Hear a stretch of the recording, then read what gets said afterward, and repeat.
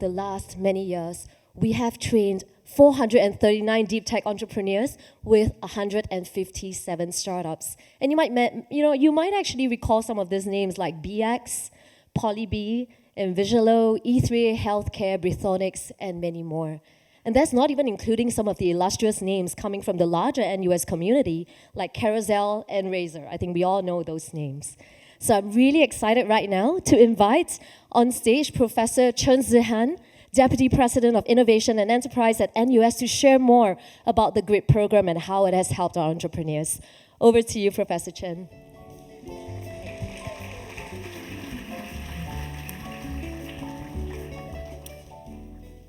Thank you so much for being here this morning. So a very warm welcome and good morning. Good morning. We can do better than that. Good morning. Good morning. Very nice. So first of all, Mr. Baran Shari, I know you're in the audience. NUS Board of Trustee member. Ms. Cecilian Chu, I know you're there also. CEO and co-founder of YouTube. Esteemed partners, GRIP participants, ladies and gentlemen. I'm super excited to be here today. This is the 10th lift-off day of the NUS Graduate Research Innovation Program, or GRIP as we know it. We have actually in the room twice the audience size compared to the last round, which was only 6 months ago. Maybe just so that I get to know my audience and you get to know each other and you know where everyone's coming from. Maybe just by show of hands, who are the GRIP 10, round 10 teams who are here today? Okay, you're all in the front row, very well conveniently located. How about, I know some of us were here trained by this GRIP engine, but you have since graduated even more so. Any of this GRIP alumni returning homecoming today? There you go, also well conveniently. Okay, the rest of the room, may I just get to know you? I know we have some government stakeholders that are here today. There you are. Yeah, Garly, I know you're there. MOE, Cho Kyang. Yes, there you are, from NRF. Yeah, these are important people that are here to support our event. But also, even more so, I know in the room, we have people that are our corporate partners. Corporate partners, I know Tamasek is here. There you go, thank you for coming. And also, I guess, investors, potential investors, VC. There you go, these are the important people. I want all the GRIP team to recognize all these faces. These are people you're going to go and hustle for money. There you go. Okay, so now that I've got your attention, let me start by saying that in a way today is more or less the 5th year anniversary of the GRIP program. I don't know if you noticed that. We call it round 10, right? And we 2 rounds per year, so round 10 should be our 5th year. So I was just happily told by Cecilia that actually it's the same time that UTrip, the company, was founded. So we should celebrate the anniversary together. As I said, it's not just a ceremony today, right? It's a testament of all the unwavering support, commitment to innovation entrepreneurship from NUS Enterprise, which is the office that I'm so fortunate to oversee. NUS Enterprise plays really a pivotal role in terms of advancing innovation and entrepreneurship. This is demonstrated through, I like to call them the 3 pillars of our office. The first pillar is what we call the academy. So our effort in cultivating experiential learning via a lot of our academic programs, such as the very well-known by the Singapore community, the NUS Overseas College. We're also advancing groundbreaking research through our Technology Transfer and Innovation Office. That's the second pillar. Last but not least is this pillar that have brought you the event today. We call it the ecosystem pillar. They work on catalyzing deep tech startup with GRIP, kind of a flagship program, but also, many of you know, we also offer a global platform through what's called Block 71. It's a national level program, but we're very, very fortunate to be the people on the ground operating this Block 71 activities. So today's lift-off day and the recent opening of Block 71 Silicon Valley, I hope some of you have read that in the news, happened only 2 weeks ago, really underscore our dedication to fuel transformative ideas, empowering innovators to turn possibilities into realities, and amplifying their impact on the world stage. GRIP, as I mentioned, the flagship innovation program of NUS Enterprise, is a comprehensive program designed to nurture university talents in their quest to become successful deep tech startup entrepreneurs. Just case in point, as you saw him in the video already, we have Vishnu Saran, CEO and founder of Individual Technologies. A little bit about Vishnu. I know the video gave all the justice. He was actually an NUS student studying material science and engineering. And then he joined NUS Overseas College, as I mentioned, back in 2018. He interned at a Silicon Valley startup company working on electric batteries. Vishnu also benefit from the Philip Yo initiative, which is also a program that our office runs, and he benefit from that program. After returning to Singapore, he founded Individual Technologies in 2020 and has been developing AI and video analytics solutions to really ensure a workplace safety. Vishnu took, he didn't stop there. He took Individual even further. He joined round 6 of GRIP. And then later, he incubated his company at Block 71, Singapore. Now, what is he thinking? He's already, just as we set up the office 2 weeks ago in Silicon Valley, he's now already planning to expand his business in the United States through Block 71, Silicon Valley. So Vishnu is really just a perfect example, I like to say, that has utilized all the programs in NUS Enterprise from every stage of the way and pushing his company to that next level. Another shout out to individual called Dr. Hansen Lee. He was a student turned entrepreneur, and his ideas propelled from lab to the market by going through GRIP as well. He co-founded Green COP, a venture transforming bio-waste into sustainable biofuels. After GRIP, they incubated, as I mentioned, all these different programs that we offer to support you at different stages of the company. He co-founded GRIP COP and from the GRIP program, and then he moved it up to Pier 71 under our framework of Block 71, inspiring collaboration for a greener and more sustainable future. Now, as you can guess, they are planning to expand beyond Singapore as well. Super exciting, and well done to both of them, really Vishnu and also Hansen for their effort and for their engagement with NUS Enterprise at every stage of their company developing. So, finally, NUS has nurtured so many change makers who have created innovation that impact industry and society. We're proud of them and their achievements. While we celebrate the success of their accomplishments, I also want to take a moment to thank my team members for all the GRIP mentors and partners who have contributed to their success. To the mentors, I know some of you in the room, maybe just have yourself recognized. Thank you all for, I think they're too shy to be recognized. Okay, mentors and partners, thank you all. Without your help, none of this would be possible. So they have already by now nurtured more than 450 entrepreneurs through the program. They've also developed more than 160 startup companies, startup teams that have raised more than 50 million funding from external sources. Right, this is how we look at it. You put in an investment and see how good they are in terms of attracting external funding. And they have been really, really successful in that. As of today, for today's event, we have 14 GRIP teams that are here to tell you all about their passion, their solutions, and the market they are targeting. They are going to demonstrate a very wide diversity of talent and creativity.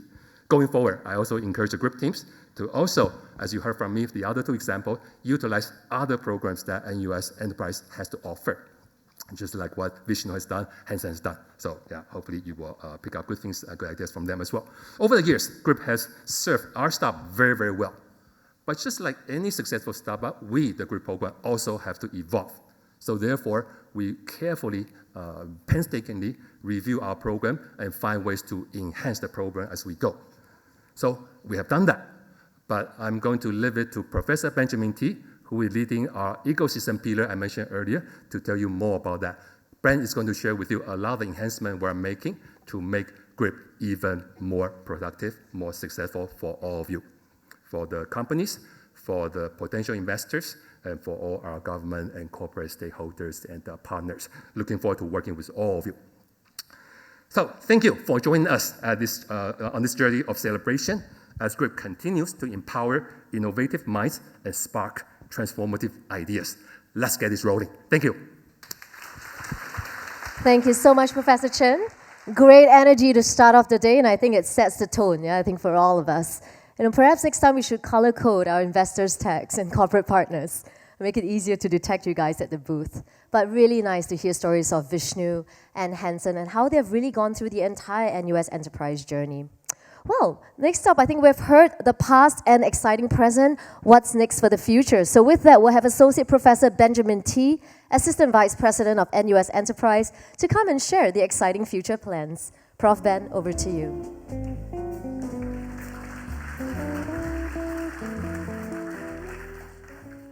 Okay.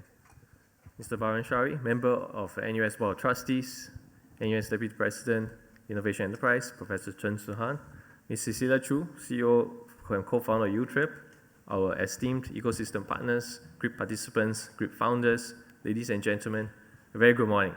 I cannot be as energizing as Prof. Suhan, so I'll leave it as that. But thank you, Professor Chen, for the wonderful and energizing welcome speech.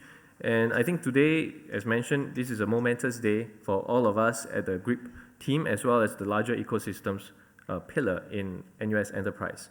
This is our 10th run of the GRIP Deep Tech Venture Creation Program, and I sincerely extend my gratitude to the senior leadership in the university for their foresight and the unwavering commitment to this program and growing the startup ecosystem in Singapore. I'd like to express also the deep appreciation for all the faculty members who took time outside of your normal activities, teaching, research, to translate their technologies, and this has been the cornerstone of our GRIP success. The world-class research and the entrepreneurial spirit that have been exemplified by our faculty members have been instrumental to this success of the program. And it's very inspiring for me to see that through this GRIP program, over the last 5 years, many successful startups have gone on from 0 to 1 journey, and that they emerge from various and diverse faculties, such as the College of Design and Engineering, School of Computing, and School of Medicine. So in Run 10, for example, we have High Transfer, a team with backgrounds in electrical and computer engineering, and associated with the Singapore Hybrid Integrated Next Generation Microelectronics Center, or SHINE, led by Professor Aaron Tian, and also supported by NRF. The semiconductor chips today that you hold in your cell phones or your smartwatches are now much smaller, much thinner, and a lot more fragile. High Transfer, where's High Transfer? Right, High Transfer, watch out for them when they pitch. They have developed a breakthrough transfer technology that enables the handling of such electronic components that are smaller than 100 micron, which is about the width of your human hair, without any physical damage. Now, this innovation allows them to tap into the growing $1.6 billion industry in the microtransfer market. Another example of an exciting company is Geocore from the Civil and Environmental Engineering Group from Professor Chu Sun Ho. Through the cutting-edge geotechnical engineering, Geocore enables non-destructive and very cost-efficient, apparently it's half the cost of performing real-time monitoring for seawalls. Now, this is a critical line of defense in our ongoing battle against rising sea levels. As Professor Chen mentioned, we are planning to expand GRIP in a significant way. So I'll highlight some examples of what we'll do. So over the last 5 years, we have gained good traction in terms of funding, adding more zeros to the founders to allow them to power their innovations. So in 2024, we will do more. Well, very first, we will invite our global alumni network of NUS alumni that have their numbers over 350,000 and in 100 countries to join the GRIP program to embark on their own tech entrepreneurship and innovation journey. So from 2024, every NUS alumni will now be eligible to join the GRIP program and harness the pool of NUS intellectual property, our venture programs, and the supportive community that we have helped build over the last 20 years. Secondly, I would like to announce a new collaboration with School of Computing to be launched next year. This collaboration aims to support the rapid innovation pace of the software industry. Now, we have obviously heard a lot about AI, so this is really in line and on trend to grow the AI startup ecosystem in Singapore. Roughly 1/3 of our GRIP startups already are software and AI-centric, and we hope to have more of them going forward. This program will use the lean and agile methodology to rapidly prototype software engineering ideas and AI algorithms, and it will be much shorter than the traditional programs that we offer, only lasting about a month.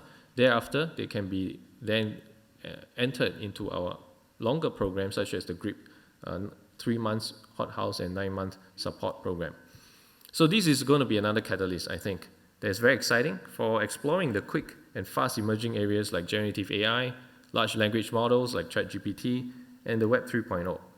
And finally, I'd like to announce also a new Seed to A acceleration program to help the companies that we have supported over the last 5 years to accelerate their growth globally. Basically, we hope now that they've gone from 0 to 1, we want to help them to grow from 1 to 10. This transition from seed to A is a pivotal and often very challenging phase for startups. I myself are going through this and have gone through 2 startups and reaching the Series A milestone. So I know the challenges. I think there's often the need to have better and effective strategic scaling, better investor communication, and new business models to power their revenue. So to recognize these challenges and address them, the Seed to A acceleration program will provide our founders with the critical insights and skills to reach this very important milestone in their journey. We will have experienced founders to help them navigate their larger funding rounds, and also have in-depth pitch sessions with our panel of local and global venture capitalists and stakeholders to give them direct and critical feedback to help them grow faster and get bigger. Right, we will also importantly integrate even more closely with our Block 71 networks over the world, especially in large deep tech ecosystems, such as our new Silicon Valley office that Professor Chen has mentioned. So, like a startup, our own team, ecosystem team, will continue to experiment and innovate and come up with new ideas to accelerate the growth of our startup ecosystem. Learning from the startup ecosystem's experience is very critical, and all of you play a very important role to help us get our startups from 0 to 10. And I'd like to thank everyone here today that spare your time to join us on this very exciting journey as we push the boundaries of innovation and entrepreneurship at NUS to create important and critical impact that's very positive to the world, from NUS to Singapore and eventually the world. So with that, thank you very much.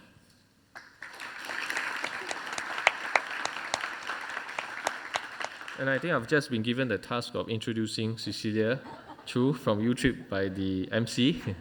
So I'd like to just share a very quick, brief introduction.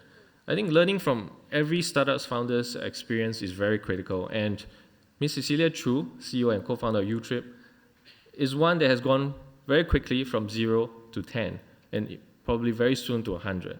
So I'd like to welcome Ms. Cecilia Chu, who has under her leadership secured a 50 million Series B fundraise recently, and now their own platform processes 10 billion in annual payments. This is not an endorsement, but I have the UTrip app on my phone.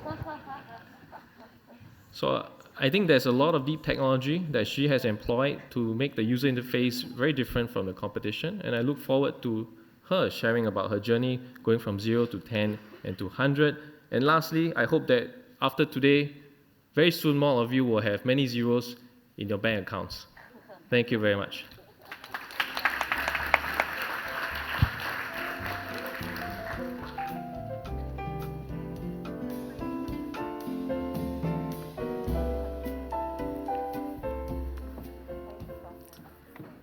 Hi, ladies and gentlemen, esteemed faculty members, distinguished guests, and my fellow entrepreneurs from the NUS GRIP program.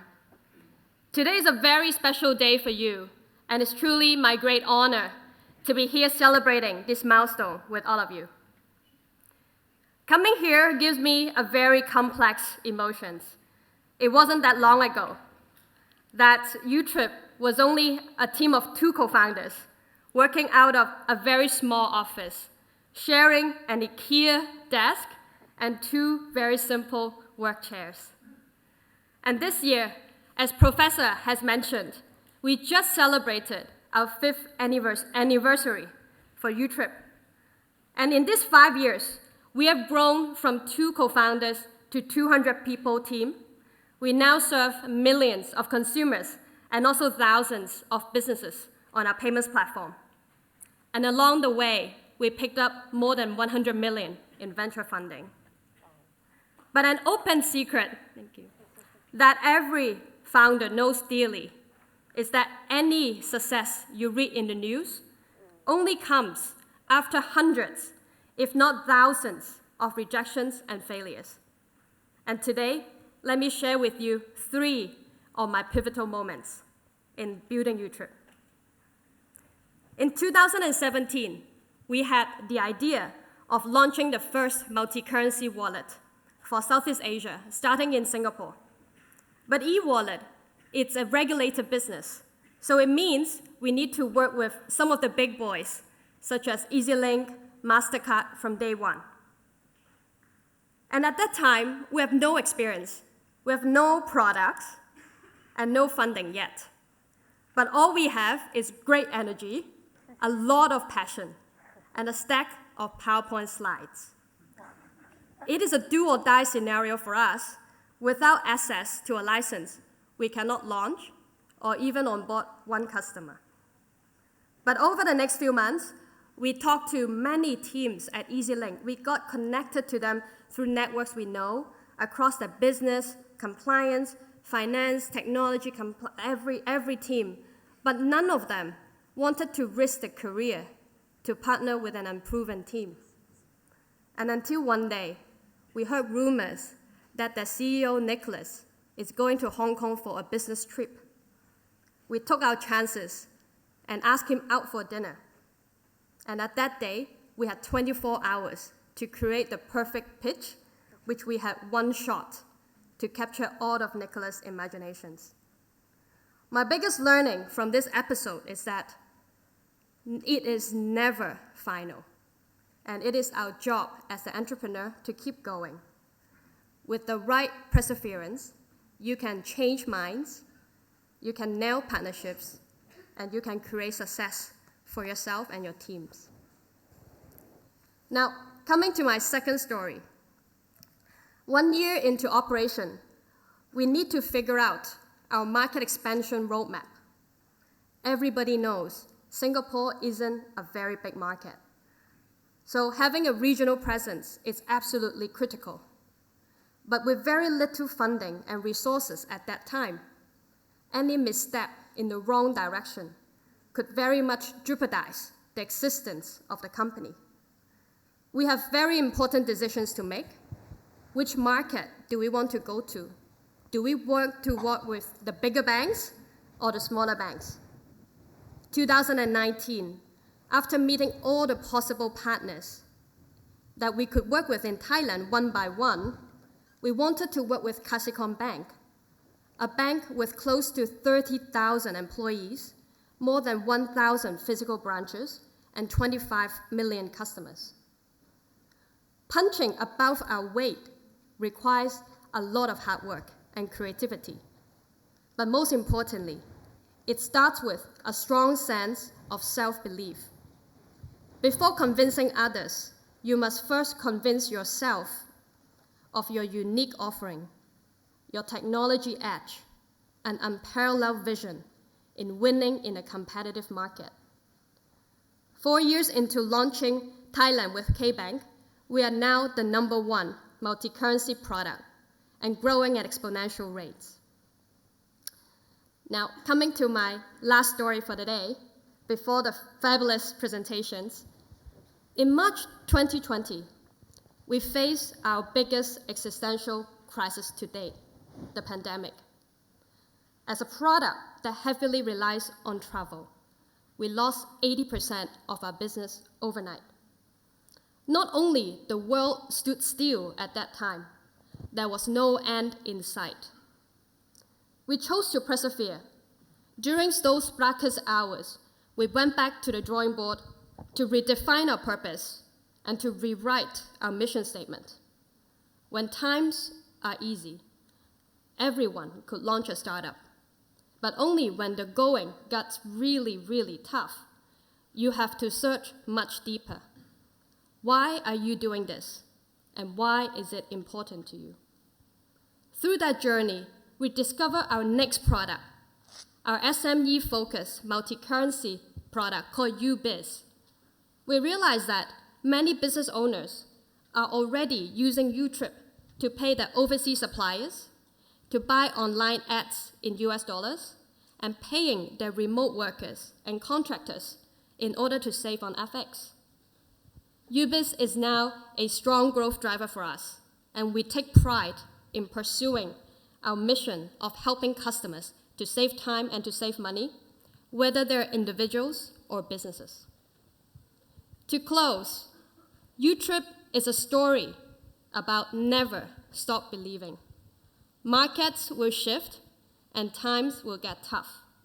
As you embark on your exciting journey as an entrepreneur, and when you face some of these toughest moments, I hope you will remember our encounter today and carry with you some of my learnings. Keep going, find courage, and uncover your purpose. I wish you all great success in the years to come. Thank you very much. Thank you. Thank you so much, Cecilia. Thank you. I almost feel like that deserves a standing ovation, but I won't ask you to stand. Again, Cecilia, congratulations on the 5th anniversary. I think that's a milestone the vast majority of startups never hit, especially with the pandemic. And congrats on that 50 million Series B, in spite of everything you went through. I think that, again, sets the bar very, very high for all of our startups, from GRIP past as well as present. And so here are the rules of the game. Today, we have 14 startups through train. There'll be no intermission. We're going to keep things very tight. We're running a tight ship today. So each startup will have 3 minutes strictly to pitch, followed by a 2-minute moderated Q&A, and I hope that does justice to some of your questions. But not to worry. All of them, I think some of you have already started networking outside. Wonderful energy earlier that I saw.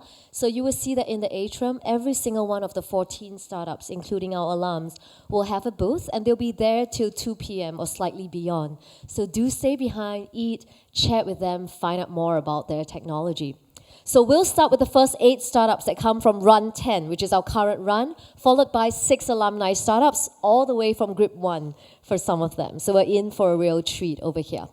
So without further ado, leading the charge, and 2 of you are very lucky, right? Geocore and High Transfer. Prof. Ben already did half of your job for you, so we're expecting more. So leading the charge we have from Geocore Solutions, Ko Chuan Wei, CEO. All the best, Chuan Wei, blow us away. Remember, believe in yourself. Hi everyone, my name is Chuan Wei. We are Geocore Solutions, where we provide solutions to assess the quality of seawalls. So let's take a look of a video on what has happened to our planet. Here you can see a storm surge in the US due to the sudden rise of sea levels. Right? And sometimes you can see flooding happen in Singapore as well. So all these problems are related to climate change. Right? And the effect of climate change can be seen in most of the Asian countries, like Malaysia, Thailand, and even China. So one of the methods to mitigate this issue is to build seawall along the coastal line. Okay? But can you imagine if the seawall collapsed due to the poor quality, and this will be a disaster if the sea level is high. So, to ensure a good quality of seawall is equally important. And this slide shows the typical design of seawalls. So the current quality assess is to call out the seawall and send for lab testing.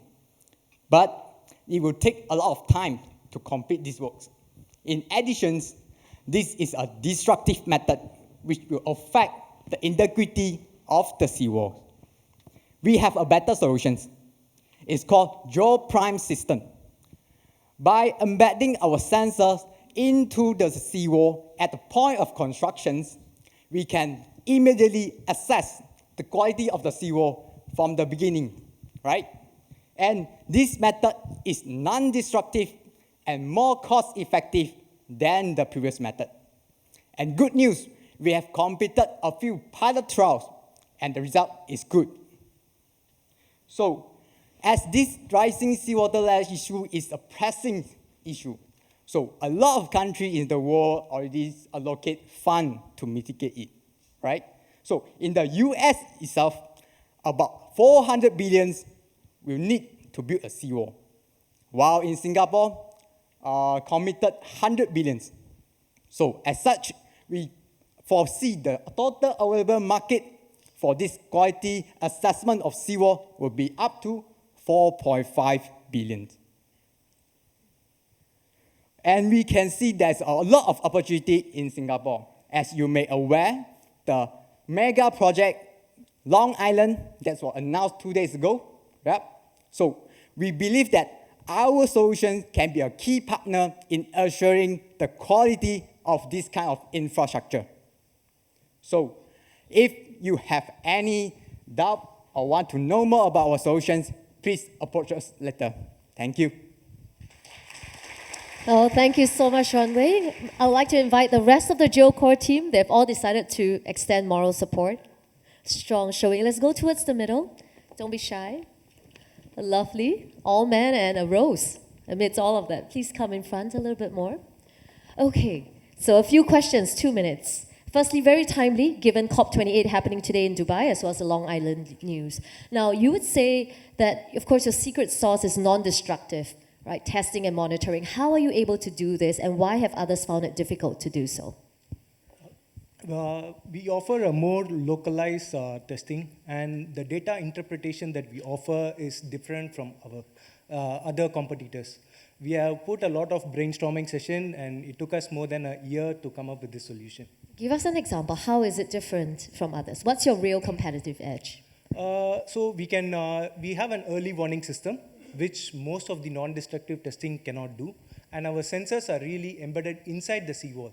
So you are getting the actual quality of the seawall. We are not doing it on the surface or outside. We are actually doing it inside the seawall. Okay, so it's highly representative and accurate as a result. So what are your plans? How do you sell? Who are your customers? Our primary customers are the government agencies, so who can help us launch the product, and they could be our primary customers. Our secondary customers could be the contractors who actually build the seawall, who want to know what is the quality. And how do you plan to reach out to this primary and secondary customers? We are doing pilot trials for the government agencies to show that our product actually works. And we have done already like 3 to 4 pilot trials. And we are getting in touch with other people through conferences to promote our ideas. And like that today. So if you're part of his potential customers, go speak to them later at the booths. Now, what's next for you besides the current real-time monitoring, non-invasive of seawalls? Are there other projects in the pipeline? We are continuously innovating our products. Apart from seawall, we are also looking into modifying our product to be used in diaphragm walls. And in long-term future, we are planning to create a miniaturized version to be used for concrete testing as well. Well, it's lovely and certainly expands your market vastly. So all the best, GeoCore. We look forward to seeing you in Singapore, ASEAN, and beyond. All the best. Let's give it up again. That was Team GeoCore Solutions with non-destructive real-time monitoring and testing of coastal walls and even concrete in the future. Well, next up, from Sensory Healthcare, we have Wang Bo, CEO. Wang Bo, all the best.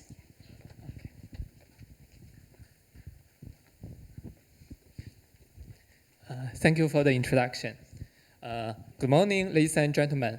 I'm Dr. Wang Bo, CEO of Sensory Healthcare. The WHO estimates that there will be a shortage of healthcare workers of 10 million by 2030. As for Singapore, we will need 3,000 more nurses annually.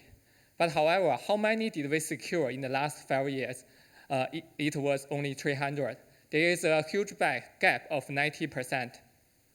And the resulting issue is that nurses are doing more and more mundane but important jobs, and the vital signs monitoring is one of them. For example, in a nursing home with 90 elder people, it usually takes 3 nurses a whole day to measure and record all elder people's vital signs, which equals to 24 nurse hours. Nurses have spent too much time in vital signs monitoring. And Sensory wants to address this problem. And our solution is Sensory VSM, the vital signs monitor, which is one of the fastest, accurate, and most efficient vital signs monitoring solutions in this world.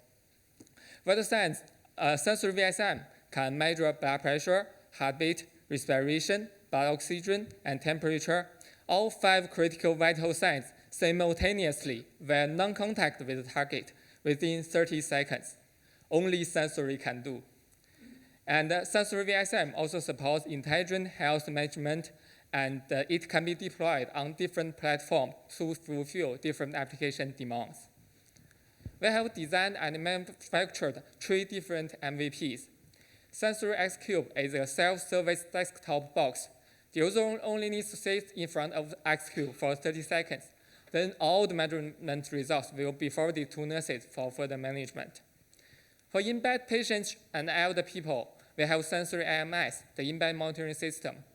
The nurses can get all the measurement results remotely, no need to walk to the patient bed. And we also designed a Sensory AMR, the auto monitoring robot. It can be deployed in nursing homes, hospitals for triage, ward rounds, and other customized demands.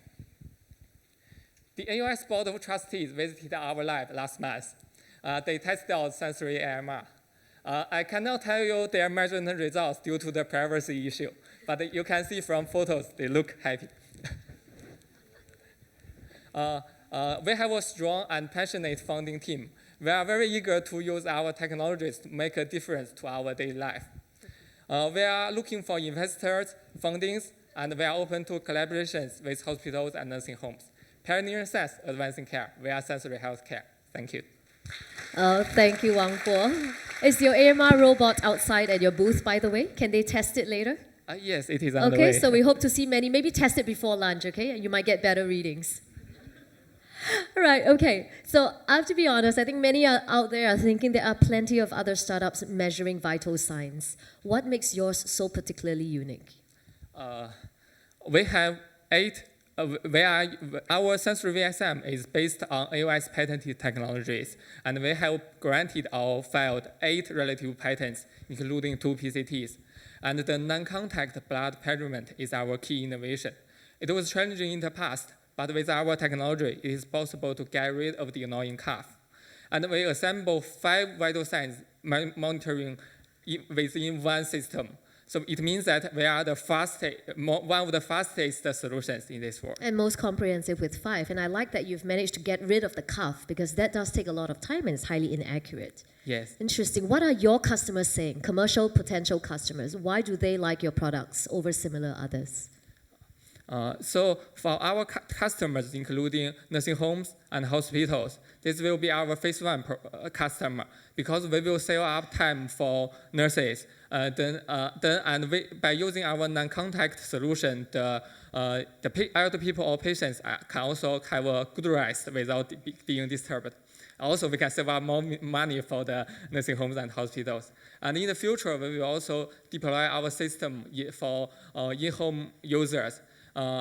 You can see that in some fiction movies, there are some robots that can work as personal healthcare companions. Our target is bringing this fantasy into reality. Thank you. Going even a little bit beyond vital signs and physical health to perhaps emotional mental health, like in Japan, a little? So broadening your suite of services, basically. Yes, at the moment, we may first focus on Singapore market, and in the future, we will go to the global market. Interesting. So tell us, what's one thing you want us to remember about you? How can we support you? We are looking for investors. And, Very good, investors. Wave at us again. Yeah, there we go. Look at those hands. How much are you seeking? Confidential. Talk to him later at the booth, yeah? So again, seeking funding, amazing vital signs 5-in-1. Talk more at the booth later. Okay. Well, congratulations, Wang Po. That was well done. Thank you so much. Once again, that's Sensory Healthcare with their 5-in-1 vital signs monitoring system. And next up, a different kind of monitoring. We have from Garly, coming all the way from Peru, Valeria. Suerte, Valeria. Muchas gracias. De nada.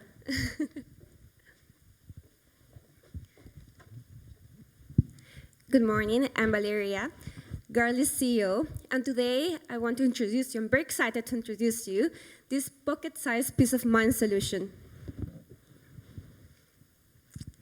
I have a question for you. Have you ever feared being harassed or kidnapped or harmed while commuting alone? Well, this fear is real for women globally, and these headlines are the reflection of a situation that is faced by mothers, daughters, and sisters, as 3 out of 5 women report experiencing sexual harassment while commuting. So it's not enough just sharing our location or faking a phone call to feel protected. That's why we decided to innovate. That's why Garly was created, integrating psychological deterrence, AI monitoring, proactive alerting, and evidence management.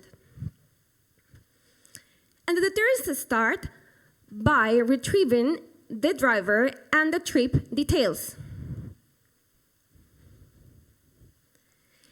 And once the trip starts, assistant is going to very clear and loud let the driver know that he is being surveilled.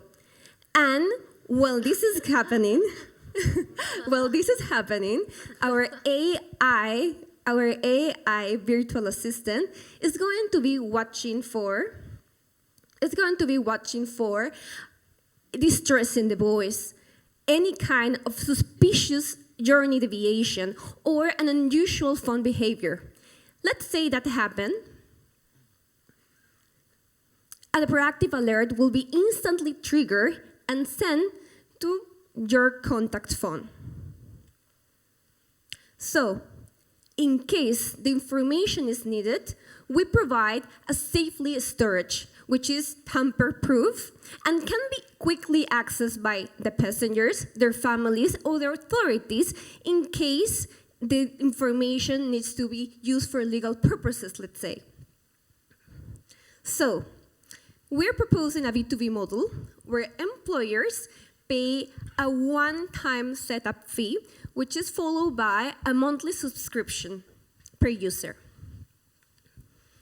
So far, we're excited because next year we're starting our pilots, and we have gained significant attention by Peruvian corporations, the government, NGOs, ride-hailing companies. And we have also managed to train our AI system with a substantial database. The team is formed by me. I have almost a decade of experience as a lawyer in public policy, and also by my partner, Saba, the CTO, a software developer with a lot of experience and also an ex-Graph engineer. So she knows a lot about this. And together we're looking for corporate employers, potential collaborators, and also investors. We believe that Garly is more than just a product. It's a commitment to make safer commutes for women, and also we want to expand that to children. So if you feel that we can make this together, please contact us. Thank you so much for your attention. Felicitaciones, Valeria. Let's stay on stage for questions. Muy bien hecho. Right, so just to be clear, in the middle of the ride, if that lady feels a little unsafe, does she have to press a button or do anything extra? No, and that's what differentiates our product from other competitors, because sometimes when we are going through a situation that scares us, we can freeze, or even you can fall asleep. So the system will automatically and proactively trigger the alert. Right, and will there be privacy concerns, especially as you're rolling this out internationally? Yes, we have taken this into account. So once the trip starts, we will ask, for, of course, for the consent of the passenger and also for the driver to continue. And if he continues, it's because he agreed to the information to be shared with Garly. And it's very smart, right? They know they're being surveilled, so they're hopefully going to be on good behavior. Yeah, thanks so much. Interesting. Now, what other features are you hoping to build into the app in the future? Yeah. We're hoping to implement in the first months. First, the integration with other kind of devices, a smartwatch, let's say like Bluetooth devices, to give a more integrative like safety solution. And we're planning to incorporate also the solution for children. We believe that it's a very important market. Even in Singapore, that will be very needed. And also we plan to like keep growing. Our target market, it's like starting in LATAM, but we're planning to like keep integrating new solutions. So how soon do you plan to expand into the children market? Because that imaginably is even larger than female security. Yes. We're planning that after our second year. Our first year is going to be trials, and we already are planning all our pilots for the next year with all our partnerships. And for the second year is going to start this extension. Great, so as early as maybe late next year or early 2025. We look forward to that huge market over there. Now, that's all the time we have, but Valeria, one last word that you want us to remember you by. I will just. I'm putting her on the spot there. Yeah. I'm foreigner. I have been in Singapore. It's a very safe country, and I would like to make a call for you to thinking also all the people in developing countries that have this problem and how this affect the gender gap. So yeah, I will just like ask you to take the Thank you so much, account. Valeria. Very real problem, Latin America, Asia, and beyond. Let's give it up for Valeria. Thank you so much. Once again, that was Garly on a mission to make our commutes a lot safer for women and for children, especially those traveling alone in the future. Right, and we are almost midway through the first 8 startups from Run 10. So next up, we have from High Transfer, also mentioned by Prof. Ben at length, we have Zhang Yu, CTO. Over to you, Zhang Yu.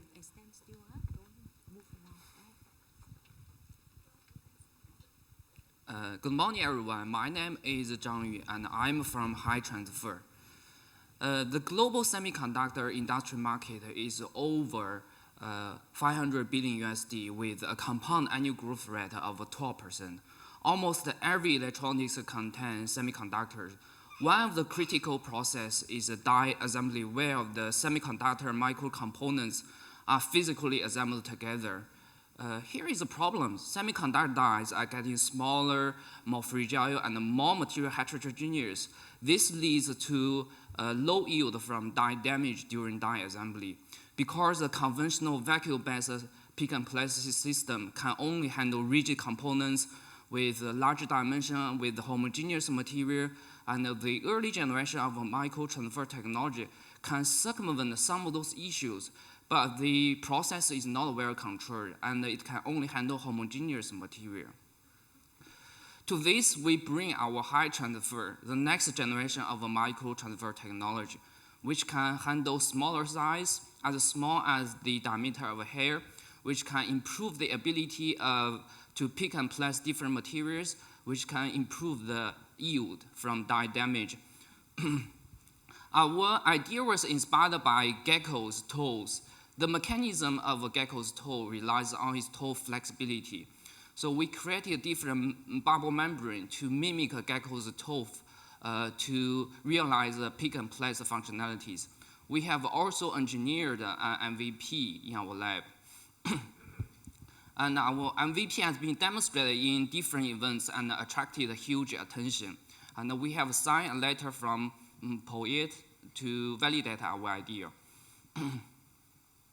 And our plan is to deploy 2 units to the customer side and to achieve profit break-even in next 5 years and to achieve 40 million revenue in next 8 years. And our target today is to raise 1.5 million fund to continue these goals.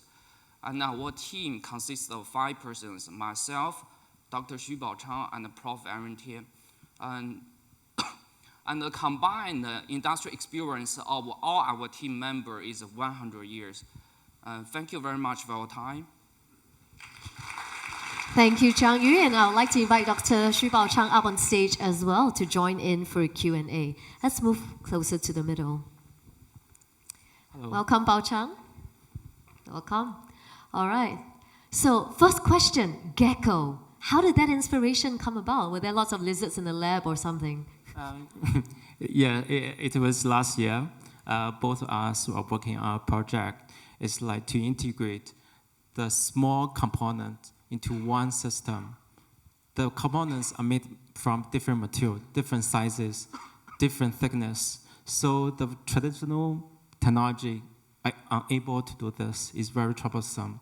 We approached to the leader of the new generation of microtransfer printing. It's very, very expensive. So also we need to fabricate our component in their fab as well. So we think, why not we invent our own? Yeah.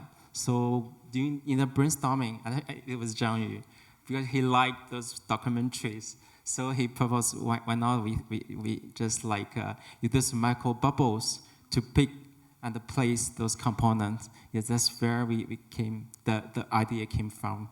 Yeah, that's very ingenious. Geckos are very hard to catch, right? Because they're so nimble and they're so precise in their placements. Well, so you said you don't have a fully commercializable product yet. You're at the MVP stage. Yes. So far, we are working with Forte Technologies to develop the transfer solution for photonics. Yeah. And you're starting with dyes, right? Yeah. Okay. So what's next? What else are you planning to develop, pivoting upon the same technology?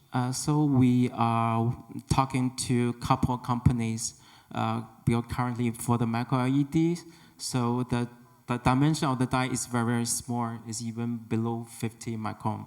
So the vacuum-based technology are able to solve this issue. So we are talking to them. They are shipping over some of their dies for us to do the testing. So we are working on this. And you have fundraising, obviously, to build up towards delivering and commercializing. Yes. So for us, for the startup in semicon industry, it's better. The best way is working with those giants.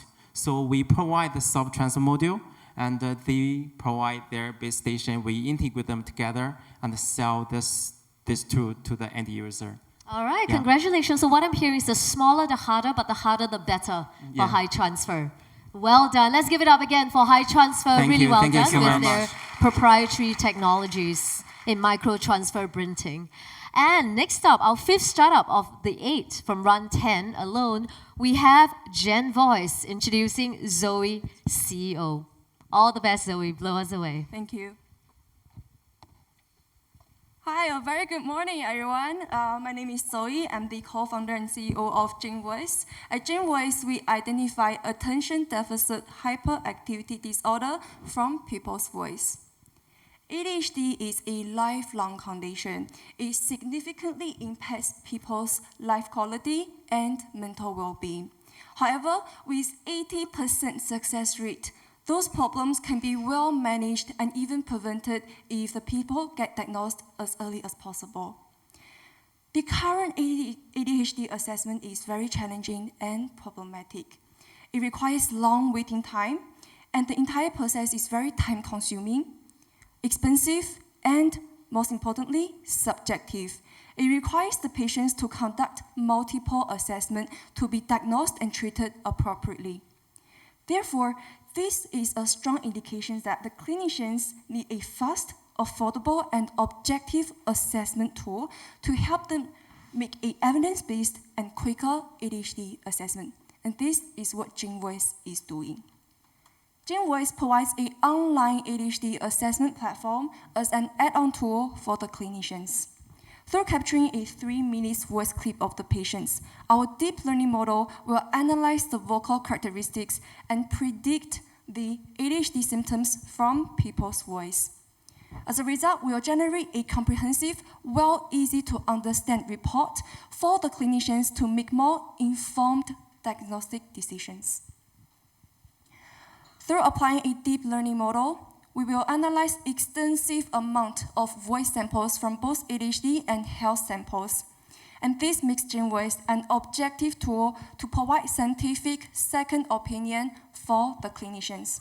It saves 33% of the assessment time through enabling a faster and high-quality diagnosis of ADHD, and in turn, it allows the clinicians to make more diagnoses, which drives their revenue in overall. There are some computerized tools in the market. However, through filling the gap of voice analysis, GenVoice appears to be a faster and more affordable solution for the clinicians. Currently, we are developing our own database with our industry partners. After launching our first product to hospitals and clinics within 2024, We will build a strong market reputation and wide connection, which will allow us to expand to the mainstream markets. With a strong and skilled team, we can hit our target. I'm Zoe Tan, the CEO of GenVoice, with experience in business strategy. Harsh and Hyun is our CTO with cross-disciplinary knowledge in AI and psychology. We're looking for investors, early adopters, and partners. If you're from clinics, hospitals, or MOE, Ministry of Education, we are very excited to talk to you. Look for us at the post outside. Thank you. Wonderful. Thank you, Zoe. That was a wonderful, specific call to action. So investors, partners, you know who you are. Well, is audio alone enough? Are the data sets today robust enough? I'm sorry, please come on stage as well, join us for Q&A. Yes, so audio is enough. Current research shows that there's a very strong correlation between audio and ADHD. The research shows that for 400 participants, the accuracy is around 80%. So yes, it is enough. Okay, and again, so are you only going with audio? This is meant to replace or complement diagnosis? It is meant to be a fast, affordable add-on tool. So audio is enough for this task. Okay, so not to replace, but really to complement the diagnosis of clinicians. Now, some in the audience might be thinking that's a great tool, but ADHD seems a little niche. Do you plan to expand beyond ADHD? Yes, so currently we are focusing on ADHD for the clinic trials. However, within 5 years, we will expanding to other directions of the developmental disorders like ASD. Great, so along the spectrum of diagnosing autism and beyond. It's a family. How large do you think this market is? Do you estimate it to be? Okay, so the market size for ADHD, the launch market will be 6 million Singapore dollars, just in Singapore alone. However, we will expand to the global market within 5 years, which will worth 1 billion or even more. Wow, and what are some of your priority markets for investors here? Priority market will be Singapore, ADHD. That's why we're looking for partners. And beyond that, globally? Globally, it will be hospitals, as you know, the multinational hospitals. That will be also an opportunity for us to expand and show our presence. So Asia and beyond? Yes, even Asia US, and beyond. Europe. Wonderful. So what's next for you in the product roadmap? Are you going deeper into other aspects of audio or going beyond audio? Actually, currently we are focusing on audio because we have an explainable deep learning model. That's why we're focusing on audio. Okay, going deep on audio but becoming a horizontal platform. Yes. Lovely. Well, so lastly, any shout-outs, final shout-outs for our audience here, investors and beyond? Okay, so we are a fast, objective, and affordable ADHD assessment tool. We will complete our clinical validation within 2024. If you want to look for a demo, please feel free to email us or look for us at the booth outside. Lovely, and you can tell them how much you need later in person. Of course. Thank you so much. All the best. Well done. Thank you so much, GenVoice. And once again, that was GenVoice, using voice to detect ADHD and beyond. Oh, next up, changing tack to something more domestic. We have Homel, Chen Hongwei, CEO. All the best, Hongwei. Good morning, everyone. So my name is Hongwei. I'm from Homel. So today I'm going to talk about a system that we have developed to ease the burden of care for care providers in long-term care. Globally, there has been a surge in demand for long-term care due to aging populations with more chronic conditions. And this is further intensified with smaller family units and accelerated with COVID-19. In Singapore as a context, a care provider in nursing home need to take care of 20 to 30 residents. And by 2030, this situation is going to get worse with a projected shortage of 24,000 care staff in this sector. Care providers are already stretched thin. Apart from providing daily care to the care receiver, they also need to constantly monitor for any incidents or assess their well-being to prevent further functional declines. The existing solution in the market doesn't really work well in terms of long-term care scenarios, especially like wearables. It doesn't work well with seniors if they have dementias or like frail skin and other conditions. And for CTV, it often raises privacy concerns. Therefore, we have developed CarePal, a privacy-preserving contactless monitoring system. So we use low-resolution sensors, and we only capture the contour of the individual, and the monitoring is done continuously and automated with high accuracy for detection. And once through continuous assessment, any kind of incident alerts will be sent real time to the care provider, as well as aggregate useful informatics on our software platform. With our system, nursing care providers like nursing home, they can reduce incident rates for as well as like prevent health-related complications and save time in monitoring. This overall will help them to improve the care delivery as well as efficiency. We're starting our journey by selling directly to nursing homes and other long-term care facilities through project sales and subscriptions. As our system gets more stabilized, we will reach out to more customers in other sectors and geography through partner channel sales.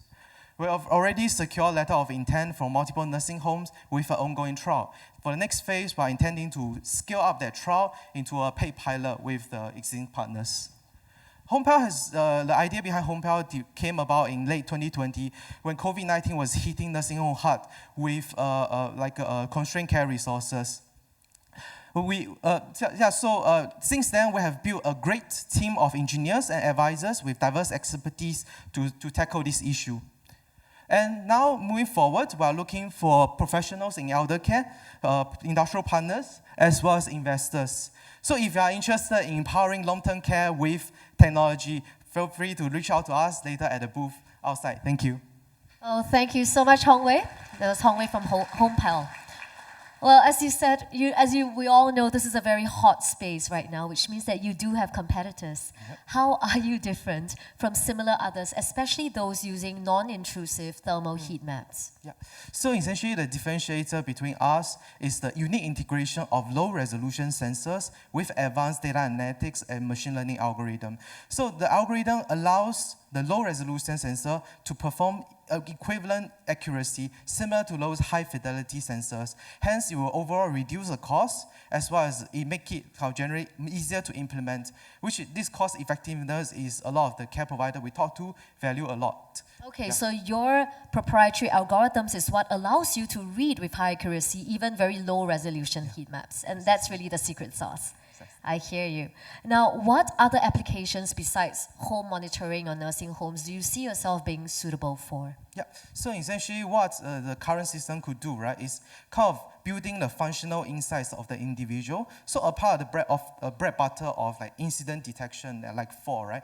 So you can build like the functional profile of that particular individual over time. Let's say nowadays, like frailty is a concern. So if the person is getting from pre-feel to frail, that's something that could be detected and could be prevented with interventions. So not only reactive, but preemptive. Yep.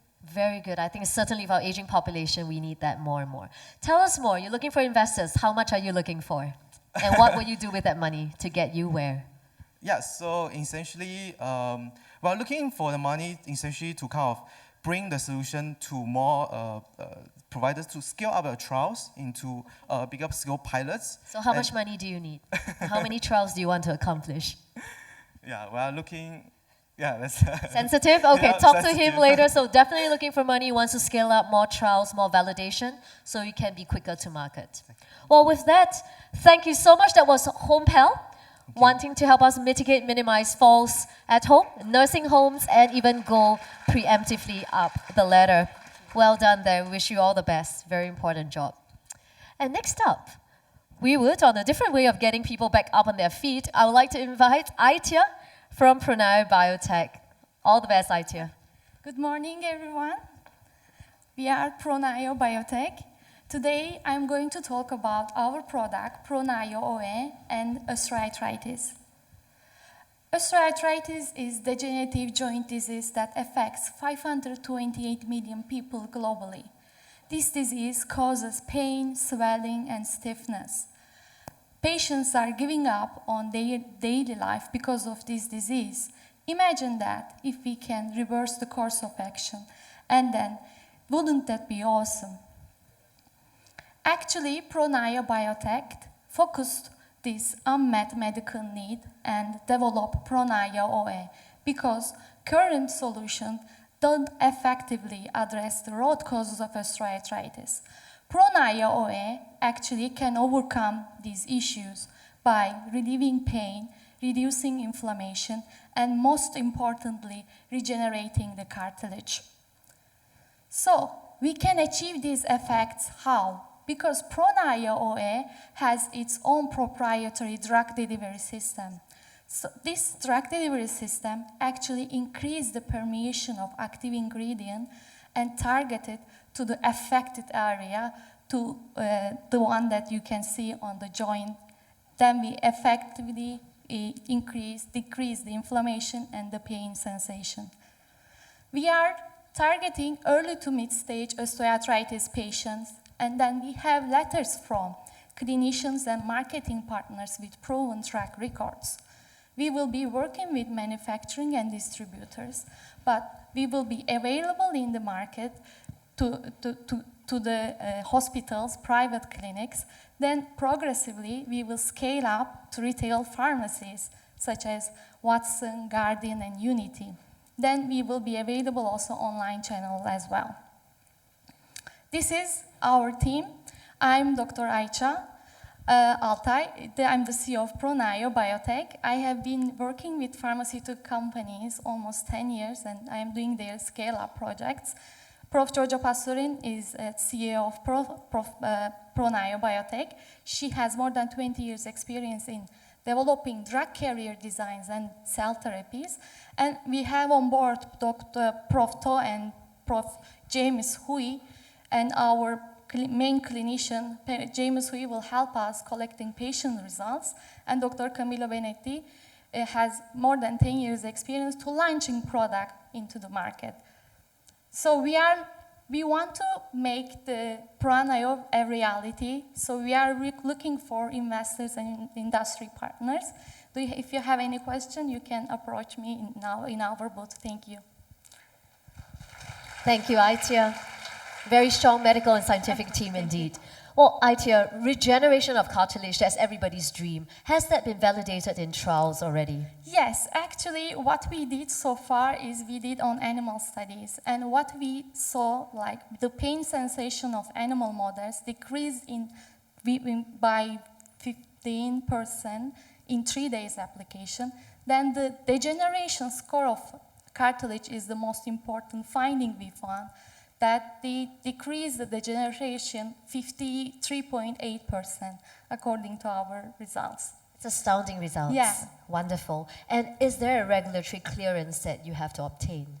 Actually, what we are aiming that thanks to Singapore and Chinese proprietary medicine classification, according to our early-based consultation with HSA, we can launch our product early to the market and then penetrate to the other markets like South Asian countries first. So under TCM class of products, you can be on the shelves pretty soon. Yes. How soon do you think we can see your products? Actually, we are trying to make it real by the end of 2024. Then we will do our launch 2025 more.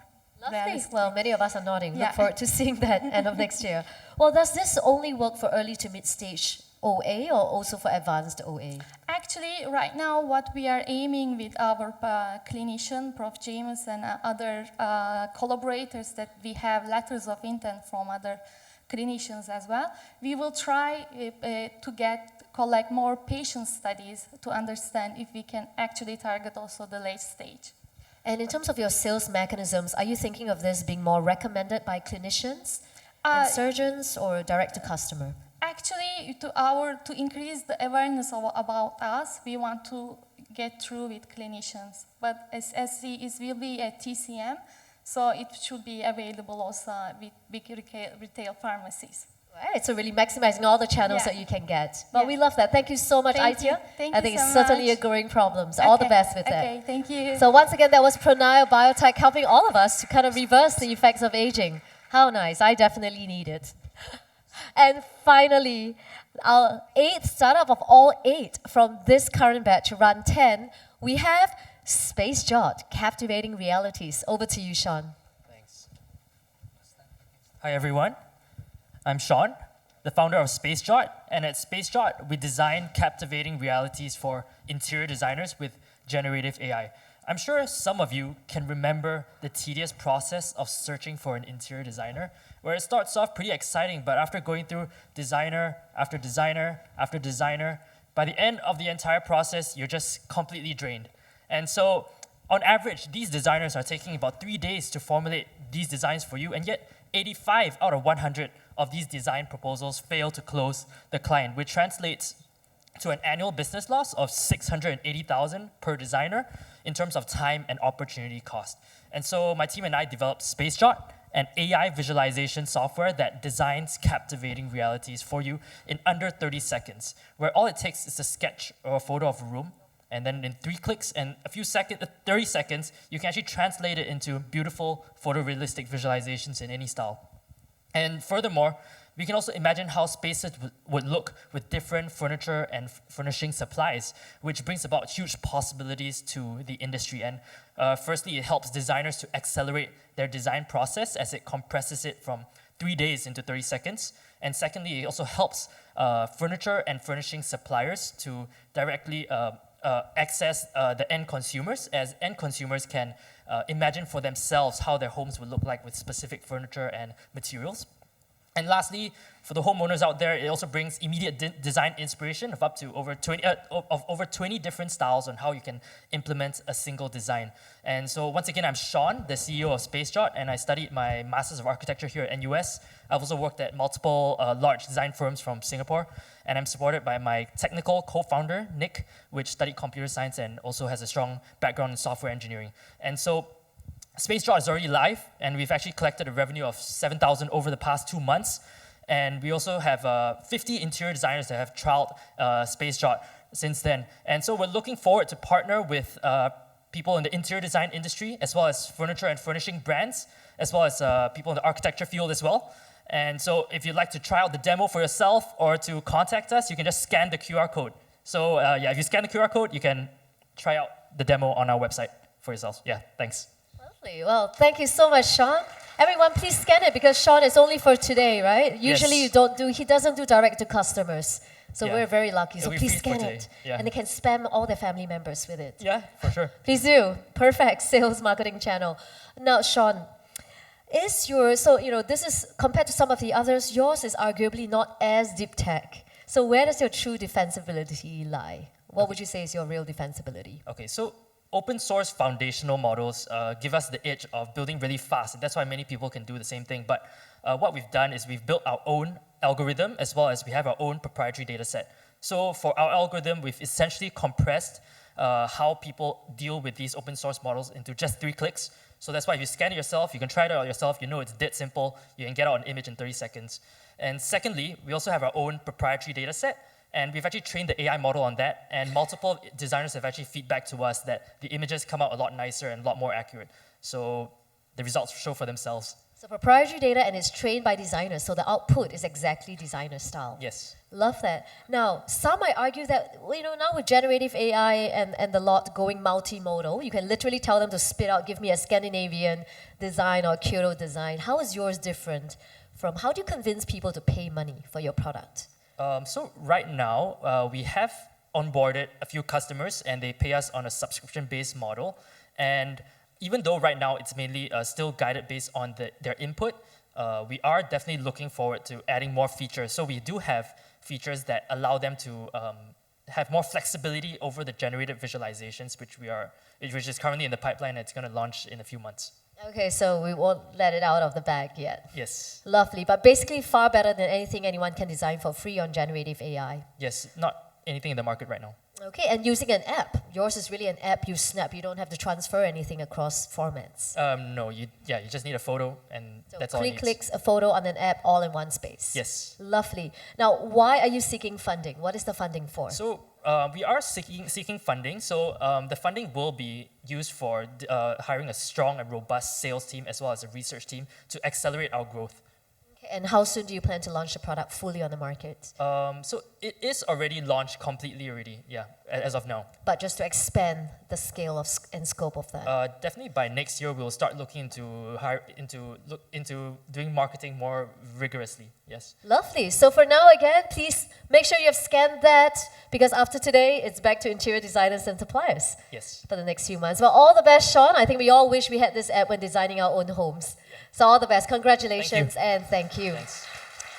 So once again, that was SpaceJot. And let's give a huge round of applause to all 8 of our teams. That concludes our 8 teams from the current run, Run 10. Let's give it up to them. Do we agree that they've done a phenomenal job? This is the first time many of them are pitching literally to such a large crowd. If you look up, you can't really see this, but all 3 rows have been filled, right? 3 levels. So wonderful. Thank you for being here today. Now, as mentioned, we have a very special surprise. We have brought back some of our long-standing alumni all the way from GRIP 1 and 2 for some of them. And so we have 6 alumni startups to present to you today. So leading the charge, we have Ng Cai Lin, CEO of Hiura. Looking forward, Cai Lin.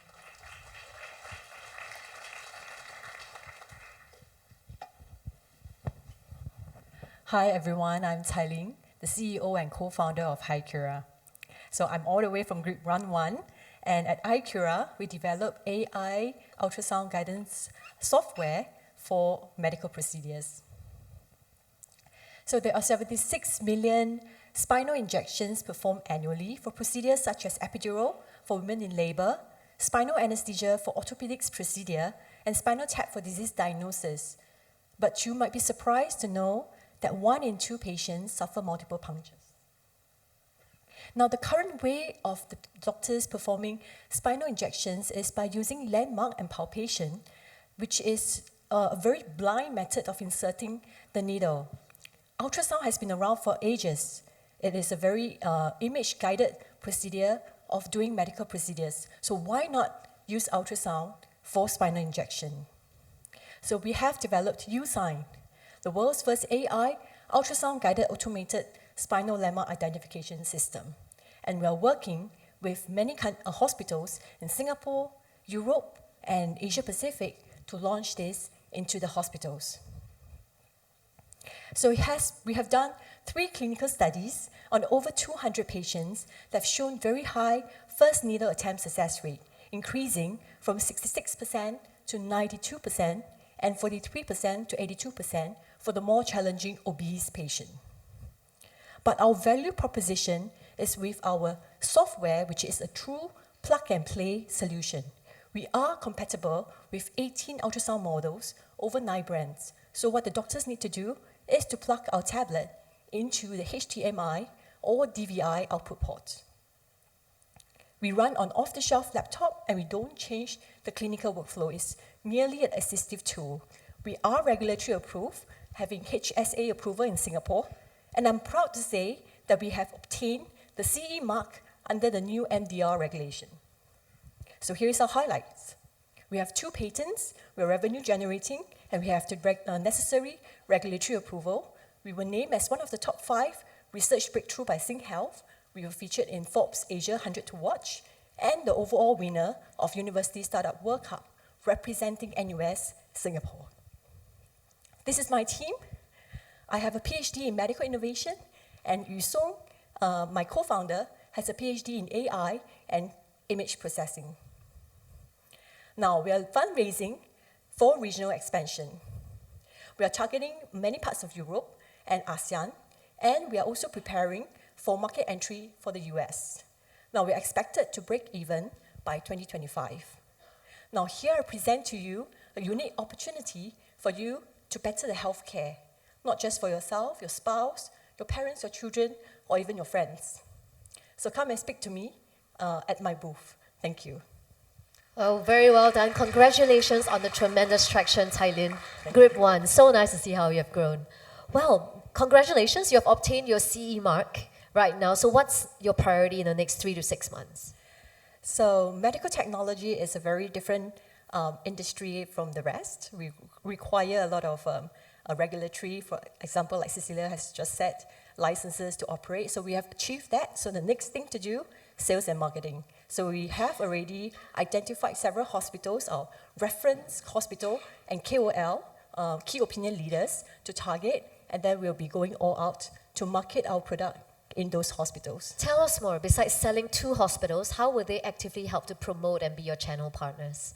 Right. So the KOL have a lot of keynote speakers in those conferences, and when they promote this on these workshops, they reach out to hundreds and thousands of anesthetists, our doctors, who will then bring our product to their hospitals. So that's a very good outreach program.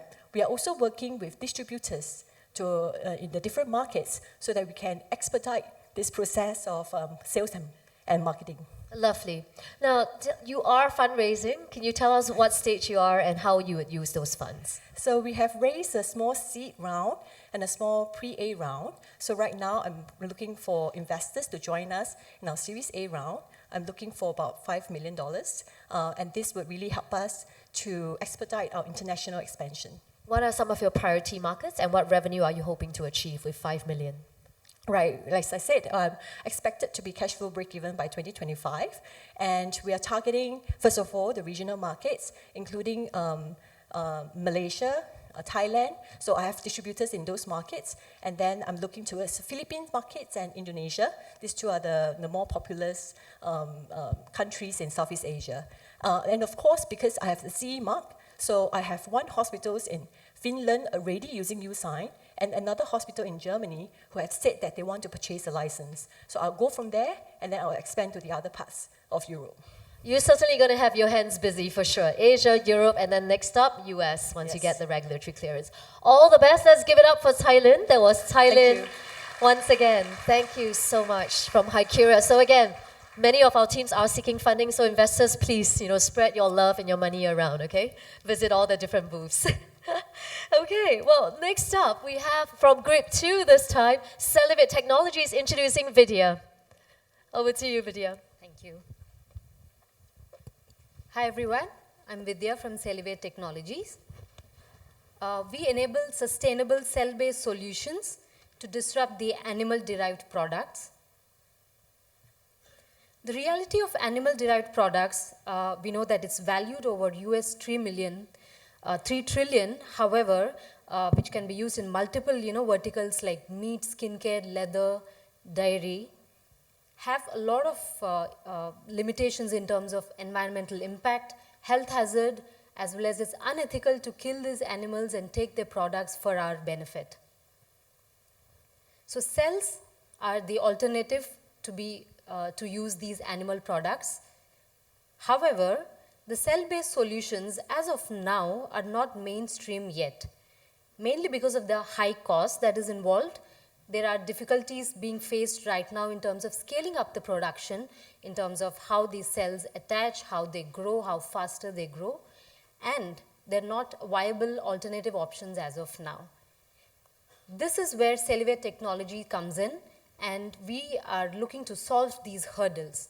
The platform and the technology that we provide lowers the cost of these cell growth by the cell-based companies, increases and fasters the cell growth, increases the yield, as well as offers a lot more scale-up options. Right now, our products are being used by multiple verticals in skincare, cultivated leather, as well as cultivated meat companies. We have about 55,000 US dollar direct sales and purchase orders received, and a 750K contract signed with a cultivated leather company. Our products are in two main categories in terms of both standardized products as well as customized products.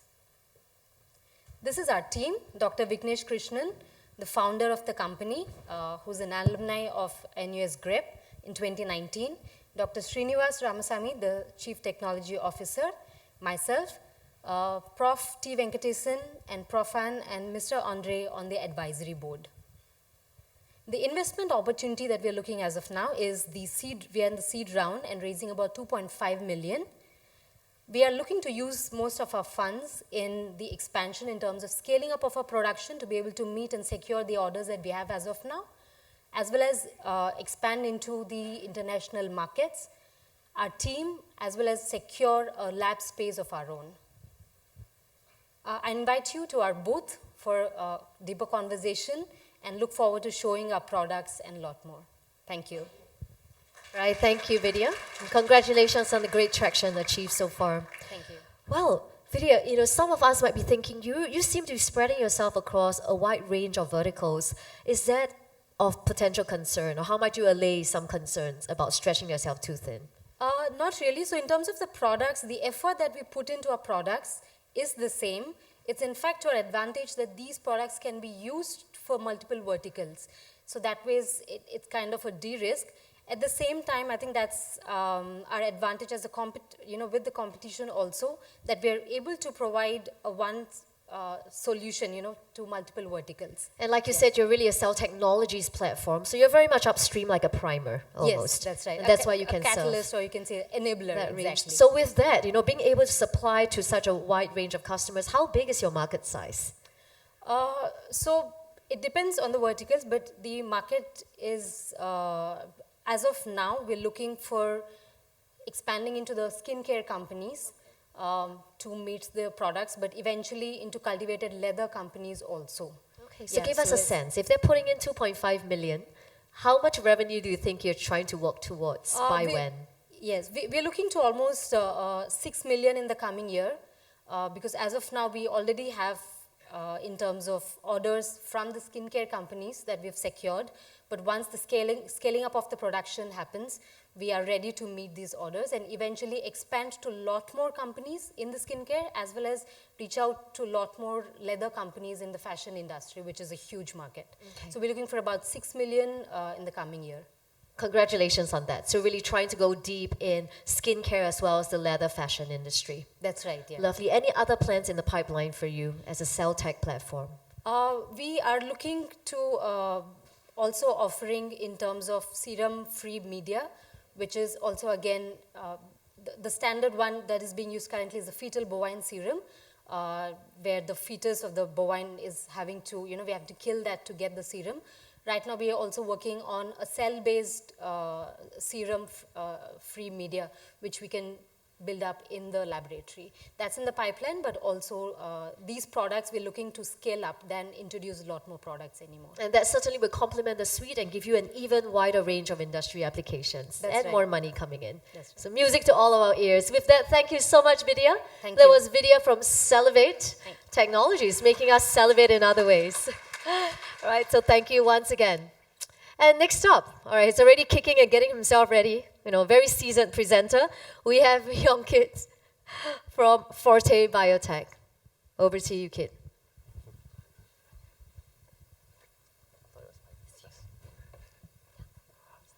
Hi, good morning. Good to be back here. Good to see everyone again. I'm Kit from Forte Biotech, and here at Forte, we make disease management easy for farmers. Let me share a story of one of our friends, Mr. Fook. Mr. Fook is a dedicated and experienced farmer, many years of experience, uses some of the top-range equipment, auto feeders, water sensors and all that. But he still has a problem. His prawns are often sick. And when they're sick, some of these diseases cause him to lose everything within just 24 hours. The current gold standard for disease management is PCR testing, but it's too slow for him to get actionable results. And often it's so expensive, he can't afford to do it regularly. So most often, he does a PCR test as a post-mortem. Farmers like him need an easy-to-use on-site solution, and Forte Biotech has that. With our system, farmers can screen for different types of diseases through samples such as water or prawns, and they can take early mitigative measures such that they can solve the disease issue, and then after that, ensure that they are able to sell their crop, ensuring cash flow continuity. This system, called Rapid, is developed in partnership with NUS and our partner farmers to ensure that this is something that they like to use. So we give results within 2 hours, which is a lot faster than many of our competitors, and we are one of few easy-to-use solutions that farmers can actually perform on-site. We have already seen an impact. With our product, Mr. Fook uses less antibiotics to grow his prawns, and as a result, his prawns are able to grow bigger and better. His profits has increased twice, as well as the fact that he actually uses less feed nowadays because less diseases, less wastage, less carbon emissions. We have already around 100 customers around Southeast Asia, most of whom are in the Mekong Delta region. And moving ahead, we have a collaboration with DXD Hub by A-Star to produce a new quantitative machine which will now let Mr. Fook know how sick are his prawns. Now it's only yes or no, but now he knows how sick. And when he knows how sick, he knows what action he needs to take such that he can solve the problem. Coupled with our existing Farmers app, we can now build risk models. Knowing the risk is very exciting because then we are able to give them services like financing, which previously is impossible without knowing the risk, right? If someone borrows money from you, you want to know their risk so that you are able to price in the loan and all that. Michael and I are very lucky to be able to, do this with a great team. And we are being also assisted by Dr. Christina as well as Dr. O in the development of our technology. And last but not least, we are very lucky to have this very important member of our team, our farmers, without which we'll be nothing. So thank you very much. Wow, thank you, kids. I think your exuberant personality certainly goes a long way in convincing the farmers to like you and work with you. Well, but jokes aside, Vietnam is fairly dispersed. How do you convince these dispersed, experienced farmers to adopt a new technology? I think Vietnamese farmers are very well read. They're voracious readers, they try and keep up to date with technology. And not only that, they think, which is sometimes very underrated. They think what they need and they see how this can fit into their farming routines. And I think we're very lucky that so far we have managed to work with many key opinion leaders in the field who have decided that, hey, these guys know what they're talking about, they know what they're doing, and the product works, so they work with us. Okay, so very evidence-driven. So perfect launch market. Exactly. Now, you have been focusing a lot on prawn or shrimp farming so far. Do you plan to expand beyond that? Yeah, I think because what we focus on shrimp so far because it's a big market. The farmers actually get to harvest and sell their prawns really quickly, and they earn a lot more than fish farmers. But of course, we also look at fish. I'm a great fan of sashimi, prefer fish. So we are actually working on a new project to build a test kit for fishes. How soon is that coming up? Well, it depends on how fast SFA works. Oh, how much money? SFA. Jokes aside, we do expect to see something coming out by the end of next year. Okay. So no stress, SFA, but it will be much appreciated. How large is the combined market size then, revenue potential, prawn and fish combined? I think it's hard to say because now this market is a lot smaller than it should be. Diseases cause tens of billions of losses globally every year. But we don't see the testing market being as big, mostly because it's hard to assess. So we do believe that by having an on-site test kit, we can disrupt the way farmers do testing from one of post-mortem to one of surveillance. And this makes it a lot easier for farmers to adopt this technology. Beautiful. So your solution will help you grow your market as well. I hope so. I need to pay for my resale flat. And many of my farmers also need to pay for their staff too. So I think it's very important. And dowries for the daughters. But on that note, so are you seeking funding right now? If not, when?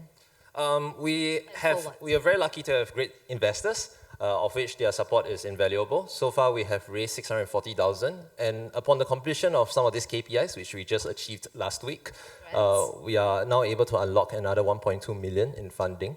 So that's what we are looking forward to grow the sales component of the company and to increase our reach. In fact, I'm going to Indonesia next week to sell to e-fishery as well as Jala. So they are our senpais. It's a good model for us to learn from them too. Well, excellent. So if you are interested in preventing disease in aquaculture and expanding in the region, go talk to Kit at his booth outside. Thank you. Thank you so much. Once again, that was Kit from Forte Biotech, really going around all of this GRIP alum startups. And next up, something that's very relevant to all of us would be Lilos. How do you eat fat with no guilt? Over to you, Zhixuan. Thank you. Hello, everyone. It's almost lunch, and I'm sorry I'm talking about food.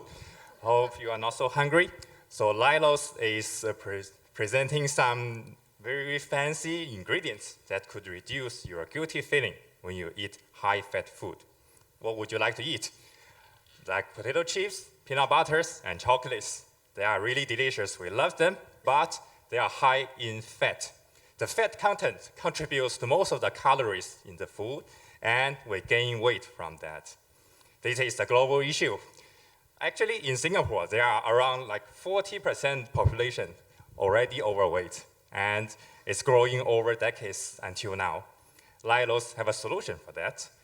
We have a vegetable extract that could reduce the calories from high-fat food. How does it work? If you have ever opened a sweet potato, you will see some milky sap coming out of the tubers. I was very curious about that, and I studied about that because I was reading a PhD now. And what I found is, I found some compounds which is called resin glycoside. It could reduce the calories from high-fat food because you get less fat absorbed into your body. And what we do is we concentrate that active compounds into a small pill. Eating one Lilos pill is equivalent to eating one sweet potato tuber, but you get rid of the starch and fibers. So after we graduate from GRIP, we have received investments and we have signed research agreements with NUS Suzhou Institute to further study the active compounds and the health benefits, including the prebiotic effect and probiotic effect. Also, we have collaboration with the biggest sweet potato institute in China. They have like thousands of cultivars for us to find the best sweet potato in the world. Also, we are setting up a new factory in China to do our extraction and refinery process. We also have partners around China and Singapore who are willing to help us distribute our ingredients and do internal trials. So we have seen some promising results from our animal study and preliminary trials. Now we are looking for investors and clinical trial partners who are willing to bring more value with Lilos. We also welcome any supplement companies who are willing to try out our samples. Lastly, please let me introduce our team. Me, Ningping, and Professor Huang, we have been working closely for years in the Department of Food Science and Technology, and we have solid background in cooking, like food and health supplements. We always share a common goal, that is provide some real good ingredients and make difference to the market. Thank you. Oh, thank you so much, Zhishen.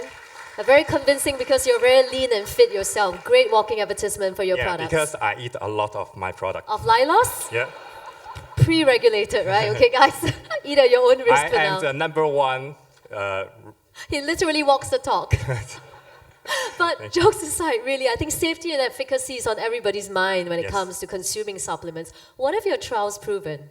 Yes, so we have done our animal study. We have given our Lilos ingredient to mice. We give them a lot, and they are healthy, so not toxic at all. And also, they lose weight. But mice is not enough, so we give to some volunteers, my friends, my families, and they actually... Can they volunteer? Everyone could, but not now, very soon. So they can feel it after the meal, actually. Some of them have improved their constipation. How quickly did the results show? So you can feel it in the restroom, but it's so embarrassing to say. Almost instantly, okay, different kind of through train. Yes. But out of curiosity, why sweet potato out of many of the other ingredients you could have chosen? Because I like it. It's very delicious. And also, because sweet potato is an easy-growing plant all over the world, and it's a low-cost plant, and it's a food, so everyone loves it. It's edible. Everyone knows it, and actually, it's high in fiber, and fiber is our byproduct. Our team is capable of reuse that byproduct and make it into some other ingredients and make some other food products. So it's a zero-waste process. Lovely. So an internal circular economy, yes, making money through waste as well. Love that. Now you're starting, of course, with weight management and probiotic products for digestion. What else is in the product pipeline? So now we are doing supplements, and we are also thinking about making this ingredient into food products like Lilos chocolates or Lilos sprinklings on some fries or chips. Yeah. Like an alchemy that goes into the food. Yes. Love that. You know, eat chips and feel good about yourself, lose weight even. Who wouldn't want that? So how much money are you raising very quickly, and to do what? The more, the better. We are raising money to do the clinical trials to make our consumers happy. I think everyone wants to see it, so How much money do you think you can make in the next 3 years or 5 years? There's no limit.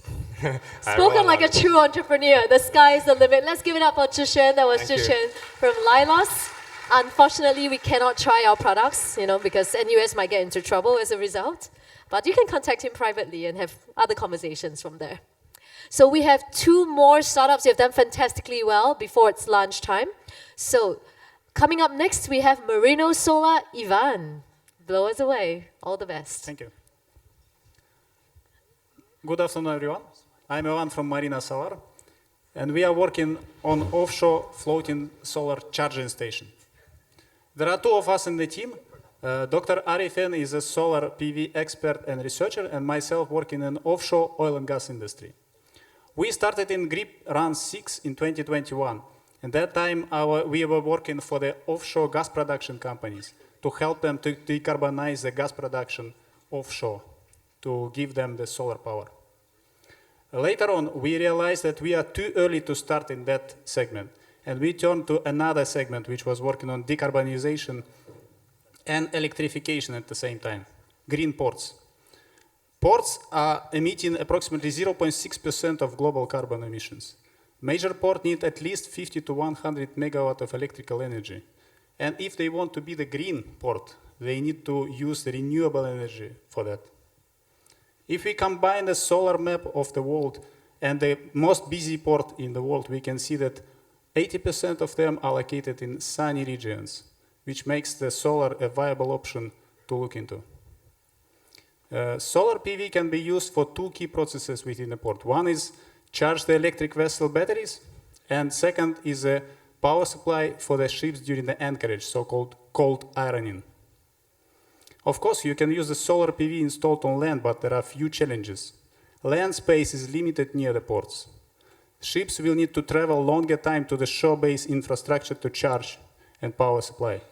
And of course, where to put the battery storage. Marino Solar can be the solution. It can generate the solar power at sea. The battery storage can be integrated inside of the platform. And the platform is mobile, so it can be installed close to the ships without them to need to travel to the shore. So our platform can withstand waves and wind for 15 to 20 years lifetime. The design of the platform helped to increase the solar PV efficiency by 30% compared to land-based installations. And the green values for the customer for the Singapore context can be up to 10 cents per each kilowatt hour produced. The market size for electric hovercraft charging solutions and for the cold ironing of the ships is more than 3 billion combined. And the future market for the complete infrastructure electrification for the ports is even larger size, more than 10 billion. Our business model is to provide renewable energy as a service to two key consumers, electric marine vessels and the ships when they wait for the unloading operations in the port at anchorage. Right now, we are looking for the funding to develop our pilot installation and do the testing. And of course, we need strategic partners to be our future customers. Thank you. Oh, thank you so much, Ivan. I think the COP28 people in Dubai should be hearing about your solution, really.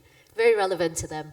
Well, tell us, do you have any close competitors in this space, and how do you stand out? Yes, there are a few competitors working in offshore solar PV technology. I think what we stand out is that our design increased the efficiency of the panels, regardless of the type of the panel. And second thing is the surface of our platform is completely flat, which makes the maintenance less costly and which can use the automatic cleaning systems. And would you say that's the single thing that your customers have really liked about your product so far? I think the lifetime and mobility is a key factor. Plus, our platform can accommodate not only battery storage, but other utility service like desalination plants, for example. Certainly, so very versatile and helps them to solve the whole ESG sustainability issue, for sure. Now, so how do you exactly make money? What do you sell? We are selling, eventually our business model is to sell the energy, similar to what you do when you charge your electric car, for example, you pay for the electricity. So the same way we do it for the maritime industry in the ports. Okay, so simply energy as a service charging model. Yes. Lovely. So what exactly, so you're looking, how much funding are you looking for if you are seeking funding? Yeah, currently we are looking for the pilot demonstration funding to finance our pilot installation. And eventually when the pilot is proven, has proven the performance and our future customers can see the value, we are planning for the next funding after that. Right now we don't have the value yet. No specific numbers yet, but certainly working towards that in the near term. So how can our audience today support you? What do you most need at the moment? I think we are trying to reach to two type of the parties. One is shipping companies who is looking for the methods to decarbonize the ships in the ports, and second is port authorities which are helping these companies to achieve that goal. And I suspect we will have people like that in the audience today. So please go speak to Marino Solar, Ivan, later, if you get the chance. Well done, Ivan. Once again, that's Marino Solar, trying to provide floating solar energy to make green ports a reality and no longer just a stretch goal. And finally, to round off all 14 startups, we have UnoMove and their suite of solutions. Dr. Galway, over to you. Good morning, everyone. I'm the last. Okay, I'm Garly from UnoMove. We provide a robotic AI brain for daily tasks. Let's see the picture. Over the half century, we can see the robot component actually doesn't change a lot. The software is essential to make the robot's involvement, especially the AI part. So can we have one universal software package that for all the robot chassis? That's what we do. Basically, we provide the mobility as a service with our modular map-like navigation software platform. Together, we also built the all-in-one sensor suite, like the UnoBox, to achieve the plug-and-play for any chases for robotics. At the same time, we also provide the robot arm manipulation, which we call the UnoArm for the navigations, for the arm manipulations. So basically, our revenue model is quite straightforward. We directly sell our UnoBox. Together, we also provide the software license. And finally, we can also provide a highly customization services for our robot customers to suitable for their needs. So basically, we already have some contracts delivered. We have already deployed our system in multiple scenarios. For example, the surveillance robots, the inspection robots, and the forklifts. All use our Ulium Pilot, the same software for all chases. And currently, we are working on the firefighting robots. This is an extra, not only the moving, but also the arm. The arm is a water gun. We need to control it to make it how to shoot to put up the fire.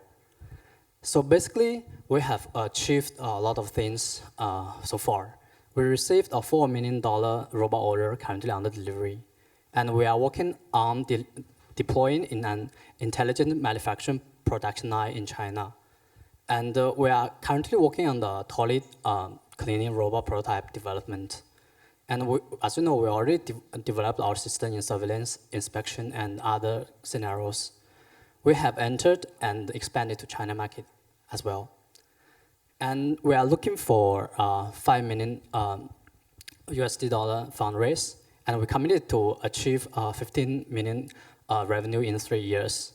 And we provide attractive investment opportunities and exit strategies. So basically, this fund will use to our UnoMove, UnoBox product iterations, as well as our first robot product, the full SIM toilet cleaning robot, which will be deployed in the hospitals and JTC public toilets. We call it UnoJanitor for the development to help with arm and chassis. So we also have the team full of experts of different domains, and we are young, energetic of all the engineers. And please join us, and we can hope to create the robot AI brain to be as smart as humans. Thanks. Oh, thank you so much, Galway. Now, of course, you seem to be everywhere and applicable for everything from toilet cleaning, surveillance, to even firefighting. Are there priority sectors that the company is focusing on? So basically, you can see that's also why we are, because we all see that all the robots hardware actually doesn't change too much. The basic core part is the mobility and the manipulation. So we're very focused. We only focus on the mobility and the arm manipulation. So those modules we're trying to adapt to any robots modules, and so we actually don't do so it can fit to any robot scenarios, but we don't do the operation itself. So we basically enable our customers. They have their operations. We just make it smart. So that makes you highly scalable, because anything that requires arm manipulation and agile movements, you can service them, essentially. Yes. Basically, the existing robot company is not our direct competitor. On the other side, they are our customers. Yeah. So you really can have your cake and eat it. Now, how do you partner people to promote your products, to scale up? Because you're trying to get to 50 mil in 3 years. Yeah, that's a very good question. Actually, first of all, we are about to enter in 3 regional sectors. First, Singapore. Second, China. Third is Japan. And China, we already got some talented plan in China, and the next year we'll enter Japan. Is under discussion now. Secondly, because our business model, we can directly use our customers' channels to distribute their robots because they already got the channels. For example, our inspection robots in the semiconductor domain, because it's hard for us, especially for startup, to do operations in semiconductor domain. They already got that channels. We just enable them to make it work and to make it smart. So their channels, their selling channels are all our ways to make it scalable. Excellent. So you leverage your customers are your go-to-market channels, essentially. Yes. And we hear you Singapore, Japan, and China. Yes. Lovely. Huge markets for sure. And I think 50 mil seems to be very much within reach. Thanks. Since you're dealing with arms. Well, once again, let's give it up for Dr. Gao Wei. That was Gao Wei of UnoMove and his suite of products. And you have done phenomenally well, everybody. I think we all agree they have done fantastically. Our 14 startups. Let's give it up for them again.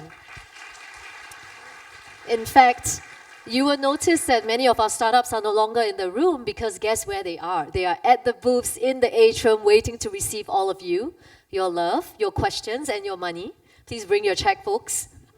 But before that, of course, we have networking lunch deliciously prepared for you outside. So please grab lunch, stay back to network. We'll have the space open to 2 p.m. and beyond. So check out the booths, have some lunch, chat with some old friends, and make some new ones. So once again, my name is Romy. It has been my absolute pleasure to be your MC and host for today. And I want you all to kind of mark down in your calendars next May 2024, we are going to be graduating Run 11. So thank you so much, everyone, for being part of Run 10 today. Bon appetit, have a lovely lunch, and a great time networking. We'll see you next year.